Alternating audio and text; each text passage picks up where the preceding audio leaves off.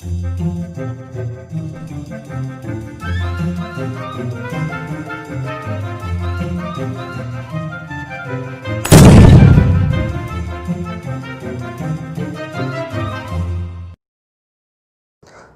Students, this is Manish Parik in front of you.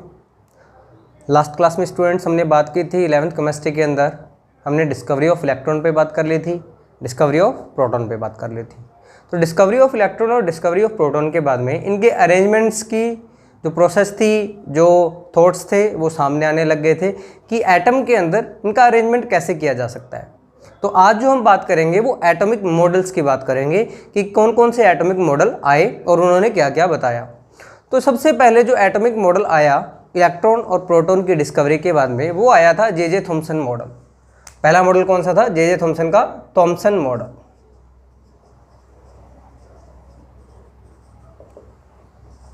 J Thomson ने क्या बताया? जे थॉमसन ने बताया कि जो एक एटम है वो पूरा का पूरा एटम एक पॉजिटिव स्फीयर है।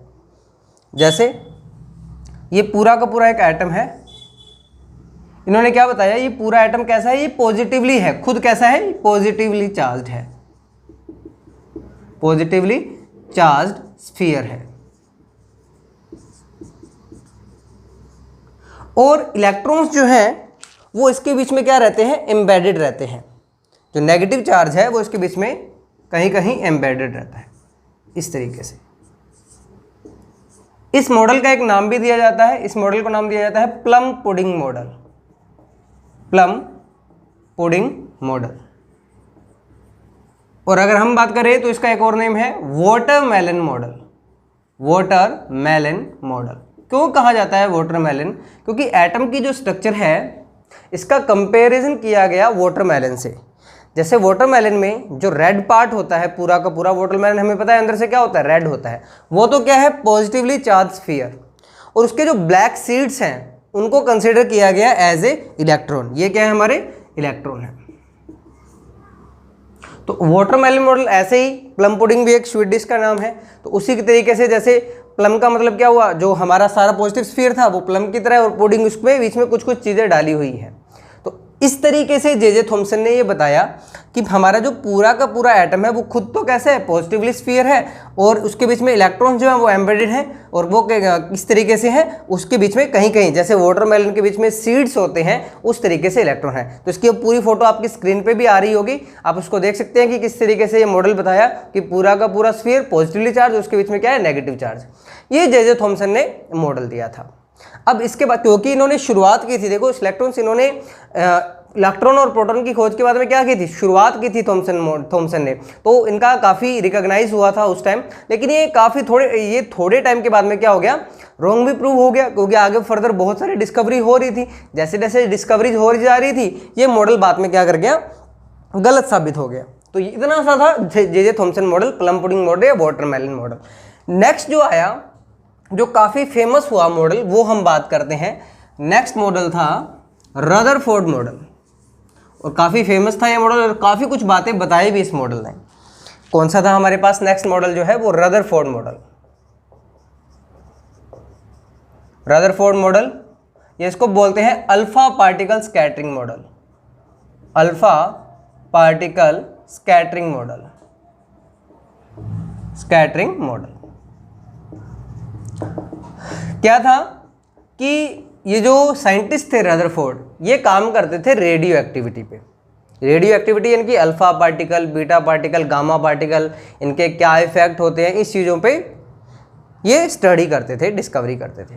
तो इन्होंने देखा कि अल्फा पार्टिकल्स हैं, उसको अगर किसी मेटल पे क्या किया जाए? बम्बारमेंट की जाए अल्फा पार्टिकल्स की।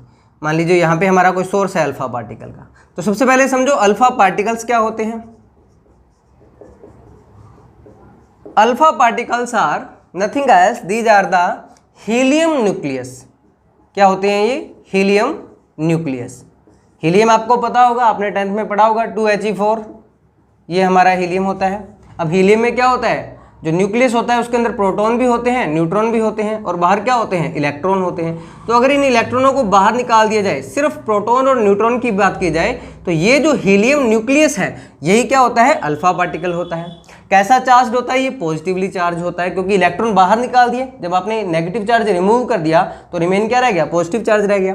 तो इन्होंने क्या देखा कि हमने अगर जो अल्फा पार्टिकल है उनकी बम्बारमेंट करवाते हैं किसी भी मेटल पे, इन्होंने जो मेटल यूज किया था वो गोल्ड फॉइल यूज किया था, कि गोल्ड फॉइल पे इसकी बम्बारमेंट करवाएं अल्फा पार्टिकल्स की, तो कुछ इन्होंने ऑब्जर्व किया।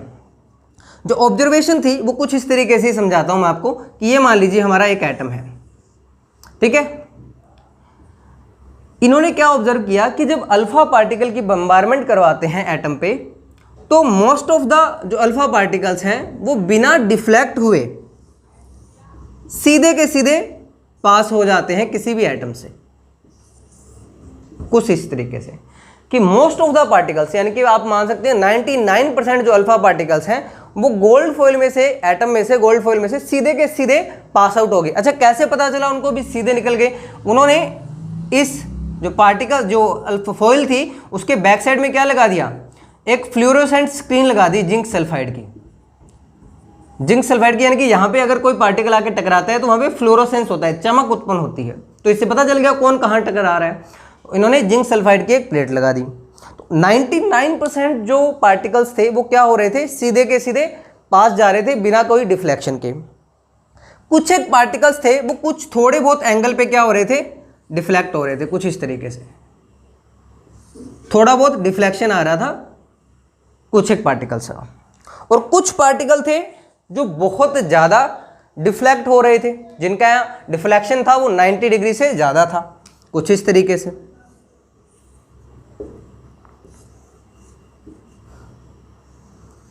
और वेरी फ्यू, बहुत ही स्मॉल अमाउंट के अंदर, इसका नंबर दिया जाता है अप्रोक्सीमेट 1 in 20,000। 20,000 में से कोई एक पार्टिकल ऐसा था जो जिस डायरेक्शन में गया उसी डायरेक्शन में क्या हो गया? वापस आ गया, सेम डायरेक्शन में। यानी कि ये डिफ्लेक्ट किस पे हुआ? 180 डिग्री पे। तो इसमें देखो 3 ऑब्जर्वेशन सामने आई। क्या क्या ऑब्जर्वेशन सामने आई? कि most of the alpha particles कैसे रहे? अनडिफ्लेक्टेड रहे, सीधे के सीधे एटम में से क्या निकल गए? पास निकल गए। ये जो ब्लैक लाइन शो कर रहा हूं ये क्या है? अनडिफ्लेक्टेड। कुछ एक ने क्या शो किया? स्मॉल डिफ्लेक्शन शो किया। ये जो रेड पार्टिकल्स हैं ये कौन से हैं? स्मॉल डिफ्लेक्शन वाले। इसका मैं ओरिजिनल फोटो जो है वो स्क्रीन पे शो करूंगा लास्ट में, लेकिन पहले अब अभी यही समझ लिए, ये जो रेड वाले ये कैसे हैं? स्मॉल डिफ्लेक्शन वाले, कि स्मॉल डिफ्लेक्ट हुए। ये जो ब्लू लाइंस है ये क्या है? Large deflection. ये ब्लू लाइंस हैं ये क्या है? Large deflection.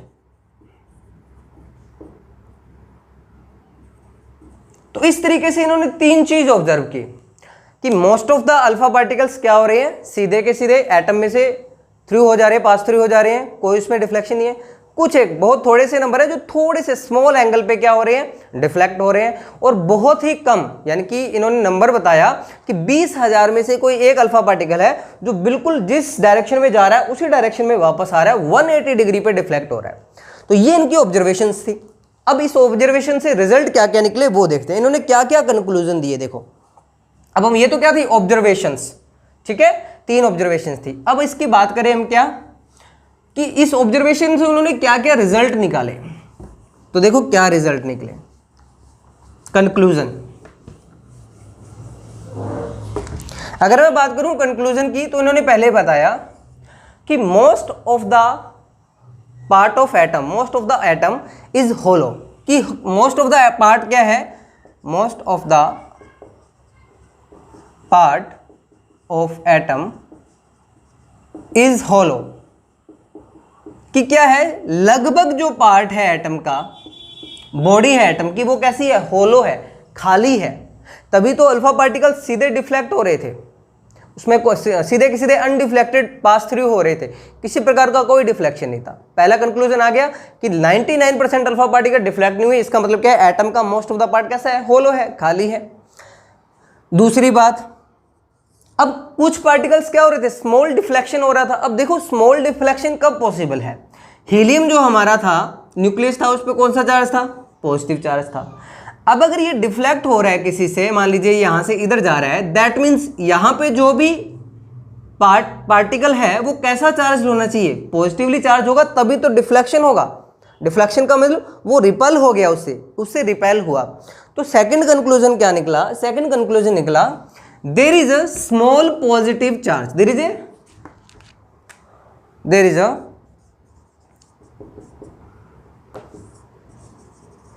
Very small, not small, very small particles, या कह सकते हैं कुछ भी चीज, particle present which carry heavy positive charge, which carry heavy positive charge. उन्होंने क्या कहा कि कुछ तो है इसके अंदर जो कैसा है, पॉजिटिवली चार्ज है, ठीक है, बट वो है कैसा, that positive charge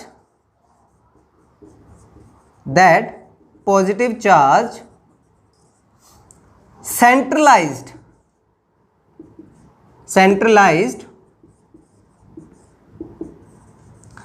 in a small part, कि पूरा एटम है, वो जो पॉजिटिव पार्ट, कुछ ना कुछ पॉजिटिव चीज तो प्रेजेंट है, लेकिन वो पॉजिटिव चीज जो है वो पूरे एटम के किसी छोटे से पार्ट में सेंट्रलाइज्ड है, फिक्स है कहीं छोटे से पार्ट के अंदर, क्योंकि हमें पता है कि थोड़े से पार्टिकल्स थे जो डिफ्लेक्ट हुए थे। तो यहां पे क्या है, पॉजिटिव क्या पार्ट है जो कि क्या है, बहुत ही छोटे से भाग के अंदर, उस एटम के अंदर सेंट्रलाइज्ड है।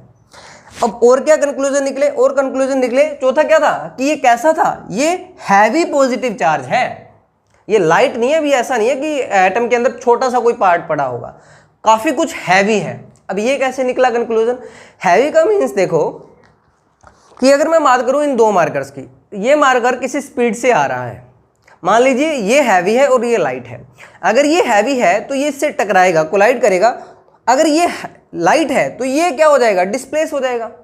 सिंपल सी बात है, अगर ये लाइट है और ये हैवी है तो यहाँ से ये कोलाइड करेगा और ये डिस्प्लेस हो जाएगा यहाँ से।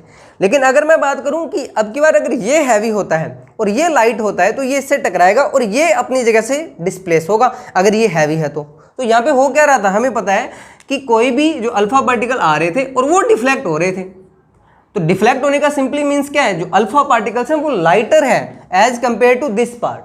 तो ये पता चला कि इसके अंदर जो पॉजिटिव चार्ज है वो कैसा है, हैवी पॉजिटिवली चार्ज है वो। तो ये इन्होंने क्या निकाल दिए, कंक्लूजन निकाल दिए। और इस हैवी पॉजिटिव चार्ज को इन्होंने रदरफोर्ड ने नाम दिया क्या, न्यूक्लियस। तो यहां से एक और चीज की डिस्कवरी होगी, देखो इलेक्ट्रॉन प्रोटॉन डिस्कवरी हुई, उसके बाद में जो डिस्कवरी हुई थी वो किसकी हुई थी, न्यूक्लियस की डिस्कवरी हुई थी। न्यूक्लियस की डिस्कवरी किसने की थी, रदरफोर्ड ने की थी। किस एक्सपेरिमेंट में की, अल्फा पार्टिकल स्कैटरिंग एक्सपेरिमेंट में की थी। तो यहां से इन्होंने बताया कि ये जो अंदर सेंट्रलाइज्ड पॉजिटिव चार्ज है उसके अंदर प्रोटॉन है, यानी कि उसके अंदर कोई भी पॉजिटिव चार्ज है। अभी न्यूट्रॉन की तो डिस्कवरी हुई नहीं अभी तक, तो इन्होंने क्या कहा, उस पॉजिटिव चार्ज को क्या कहा इन्होंने, न्यूक्लियस कहा। अब देखो यहां से अभी तक न्यूट्रॉन की खोज नहीं हुई, बट यहां से न्यूट्रॉन की थोड़ी सी रिक्वायरमेंट शुरू हो गई। कैसे शुरू हो गई कि हम कह रहे हैं ये पॉजिटिव पार्ट है ये हैवी है, हैवी होने का मतलब इसका मास प्रोटॉन से तो ज्यादा होना चाहिए। मैंने कहा था भी आ रहा है जो हीलियम उससे हैवी है ये, तो हैवी तो मतलब क्या हो गया, हीलियम वाला पार्ट तो है ही है इसके अंदर, कुछ और भी है। तो कुछ और की खोज बाद में की गई थी। वो जो न्यूट्रॉन खोजा था वो जेम्स चैडविक ने बाद में खोजा था। क्यों खोजा था, क्योंकि हमारा बैलेंस ही नहीं बैठ पा रहा था। हमने जो एटम का मास बताया, हमने किस किस की डिस्कवरी कर ली अब तक, इलेक्ट्रॉन और प्रोटॉन की डिस्कवरी कर ली। अब इलेक्ट्रॉन और प्रोटॉन का मास जोड़ दिया जाए तो एटम का मास तो फिर भी नहीं बन रहा, एटम का मास तो उससे ज्यादा है। दैट मीन्स कुछ ना कुछ रह गया जो खोजने वाला है। इस बेसिस पे बाद में न्यूट्रॉन की खोज हुई थी। खैर इस पे वापस आते हैं। तो क्या बताया, किसकी डिस्कवरी कर दी, रदरफोर्ड ने डिस्कवरी कर दी न्यूक्लियस की। अब इसकी मैं एक और पिक्चर आपको स्क्रीन पे भी दिखाऊंगा जिसके अंदर आपको सारा दिखेगा कि कैसे जो ओरिजिनल इसका स्कैटरिंग का जो पिक्चर थी उसके अंदर कैसे अल्फा पार्टिकल सीधे गो थ्रू हो रहे थे, कुछ स्मॉल डिफ्लेक्शन शो कर रहे थे, कुछ लार्ज डिफ्लेक्शन शो कर रहे थे। ये आपको स्क्रीन पे भी अभी दिख रहा होगा। ठीक है, तो ये हमारे क्या निकले, कंक्लूजन निकली है। इन्होंने ऑब्जर्वेशन की, फिर कुछ कंक्लूजन किया। अब इससे इन्होंने क्या दे दिया, अब इससे फाइनली जो हमारा बना वो क्या बना, हमारा रदरफोर्ड एटॉमिक मॉडल क्या बना वो देखो, उसकी हम बात करते हैं। तो हमारा रदरफोर्ड एटॉमिक मॉडल था, उसकी क्या क्या थ्योरीज दी इन्होंने, एटॉमिक मॉडल। इसकी बात करते हैं कि रदरफोर्ड एटॉमिक मॉडल में इन्होंने क्या क्या चीजें बताई। मॉडल की पहली जो थ्योरी थी वो थी in an atom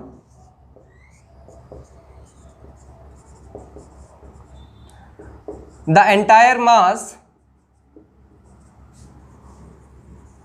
and positive charge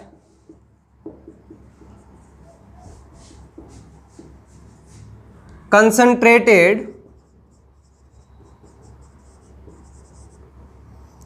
at a very small region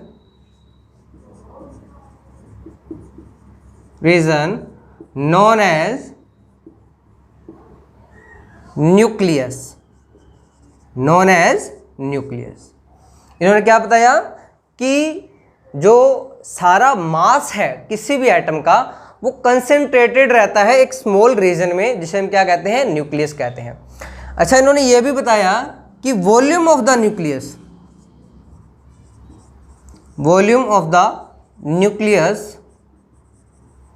as compare to atom is negligible, कि जो अगर मैं बात करूं न्यूक्लियस के एटम की, कंपेयर किससे कर रहा हूं, पूरे न्यूक्लियस की बात कर रहा हूं, किसके साथ कंपेयर कर रहा हूं, एटम के साथ में, तो सिर्फ अगर मैं वॉल्यूम की बात करूं न्यूक्लियस का तो वो नेग्लिजिबल होता है। एग्जांपल दिया जाता है, कितना होता है, देखो कि इन्होंने बताया कि अगर मैं मानता हूं एटम का साइज कितना 10⁻⁻10 मीटर, तो न्यूक्लियस का साइज होता है 10⁻⁻15 मीटर। That means nucleus is small, कितना स्मॉल होगा, 1 लाख टाइम, कि 1 लाख गुना, 1 लाख गुना छोटा होता है न्यूक्लियस, किससे, एटम से। ठीक है, जैसे वो एग्जांपल दिया जाता है कि अगर एक फुटबॉल का ग्राउंड है पूरा, तो अगर फुटबॉल आपने सेंटर में रख दी तो वो फुटबॉल तो क्या हो गई, वो फुटबॉल तो हो गई क्या आपकी, न्यूक्लियस, और पूरा ग्राउंड क्या हो गया, एटम हो गया। ये तो एग्जांपल है, लेकिन कैसा, देखो 1 लाख गुना छोटा, इतना सा होता है न्यूक्लियस, लेकिन सारा मास जो सेंटर का होता है वो कहाँ होता है, इस न्यूक्लियस में होता है। ठीक है, तो पहला पॉइंट हमारा क्या हो गया कि सारा का सारा चार्ज था और मास था वो कहाँ कंसंट्रेटेड होता है, एक स्मॉल रीजन में कंसंट्रेटेड होता है, जिसे हम क्या कहते हैं, न्यूक्लियस कहते हैं। और न्यूक्लियस का जो वॉल्यूम है वो क्या होता है, नेग्लिजिबल होता है। और साइज की अगर बात की तो एटम का साइज जनरली 10⁻⁻10 मीटर, और जो न्यूक्लियस का साइज होता है वो कितना होता है, 10⁻⁻15 मीटर होता है। अब बात आई कि जो न्यूक्लियस का पॉजिटिव चार्ज है वो किसकी वजह से होता है, ये सेकंड इन्होंने बात दिया, the positive charge of nucleus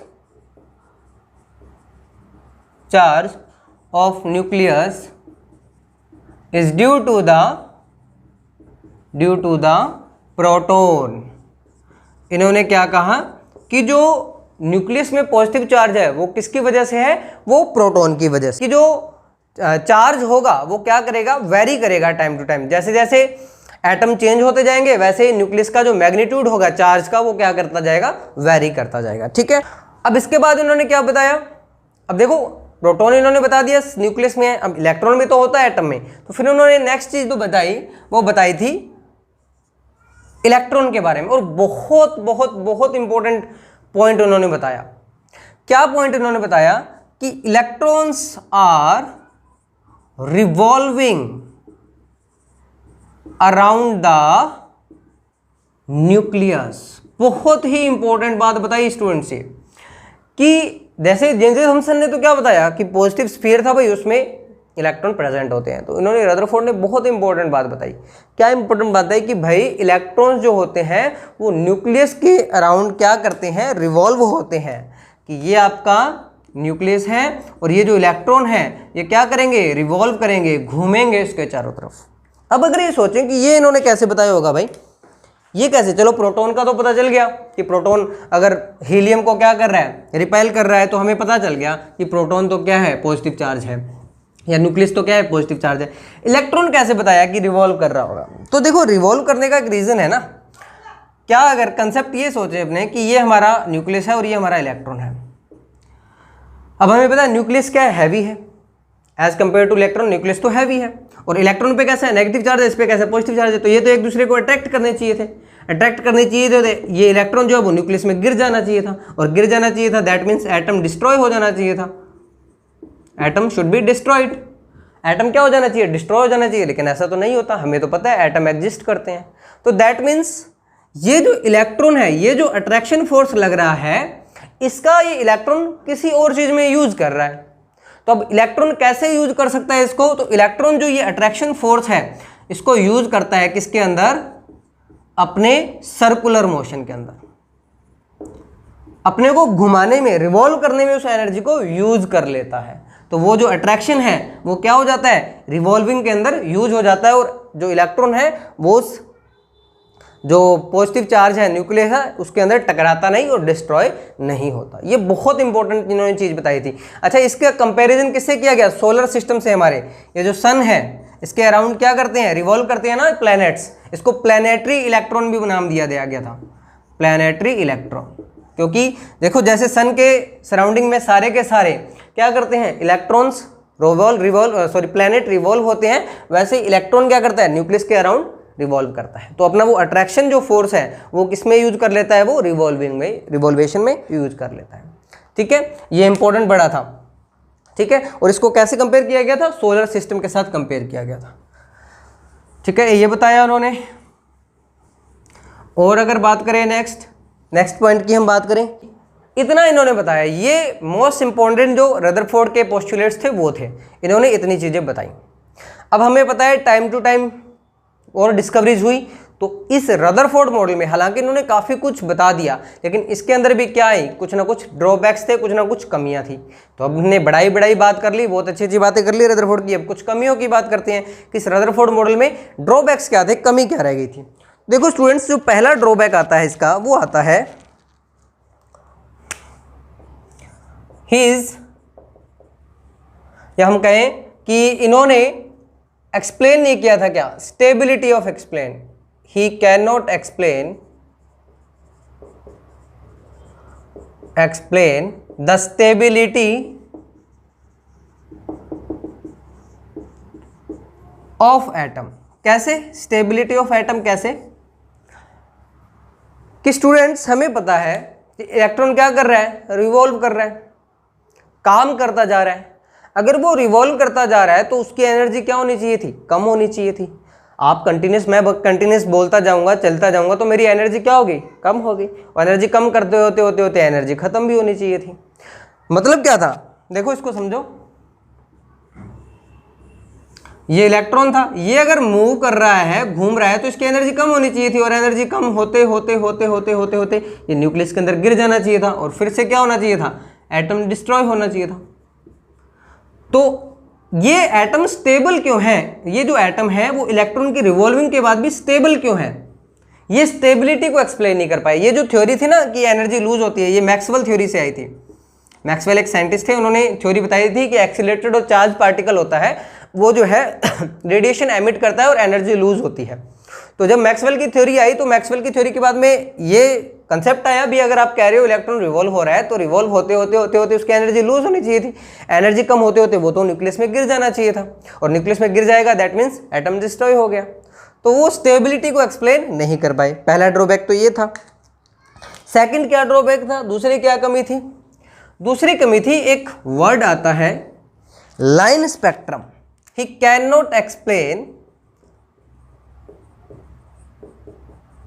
he cannot explain line spectrum. आगे हम पढ़ेंगे स्पेक्ट्रम के बारे में, हाइड्रोजन स्पेक्ट्रम की बात करेंगे। लाइन स्पेक्ट्रम क्या था, लाइन स्पेक्ट्रम कि जैसे हाइड्रोजन की अगर बात करें तो किसी भी कंटेनर में, मान लीजिए चैम्बर में मैंने ये हाइड्रोजन गैस भर ली, यहाँ पे हाइड्रोजन गैस है, और यहाँ से हमने व्हाइट लाइट पास करवाई, और यहाँ पे हमारे स्पेक्ट्रम मिला। स्पेक्ट्रम जैसे आपको पता है विबग्योर आपने पढ़ा होगा ना, प्रिज्म है ये, इस प्रिज्म से व्हाइट लाइट आप निकालते हो तो आगे 7 आपको कलर मिलते हैं, विबग्योर, है ना। तो होता क्या है, जब आप किसी भी गैस में से, जैसे हाइड्रोजन गैस ले ली मैंने, इसमें से आपने व्हाइट लाइट पास करवाई, तो यहाँ पे हमें स्पेक्ट्रम मिलता है लाइन की फॉर्म में या डिस्क्रीट फॉर्म में।